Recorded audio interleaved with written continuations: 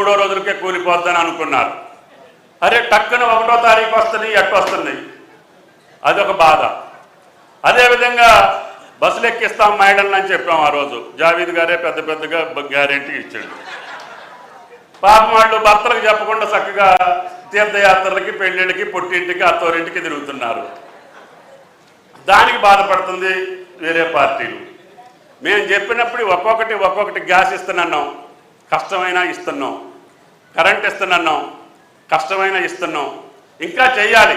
ఇంకా 6 నెలలు పూర్తి కాల, అన్నప్రాసనే కాల పుట్టిన బిడ్డకి, కానీ ఏడుస్తూనే ఉన్నారు. పొద్దున్న లెగితే కాంగ్రెస్ పార్టీ మీద, ప్రభుత్వం మీద. కానీ వాళ్ళ ఏడుపుకు కూడా సమయం ఉండాలి. ఎప్పుడు ఆడవాలో కూడా తెలవనటువంటి సన్నాసులాడు. 2 ఏళ్ళు 3 ఏళ్ళు పరిపాలన చూసిన తర్వాత, సర్దుకున్న తర్వాత ఏదన్నా మిగిలిపోతే ఏడిస్తే దానికి అర్థం ఉంది. పొద్దు పడక ముందే ఏడవటం మొదలు పెడుతున్నా. కాబట్టి ఆ ఏడుపుకి అర్థం ఉండదు. ఏడిచేవాడు కొద్దిగా తగ్గించుకుంటే మంచిది అని చెప్పి మీకు ఈ సందర్భంగా మనం చేస్తున్నాం. కాబట్టి ప్రభుత్వం ఎన్ని కష్టాలున్నా మల్లన్న గారి ద్వారా అది పట్టభద్రుల యొక్క సమస్యలు అన్ని రంగాల్లో ఉన్నారు. ఆ సమస్యలు తీర్చడానికే మన ప్రభుత్వం ప్రయత్నం చేస్తుంది.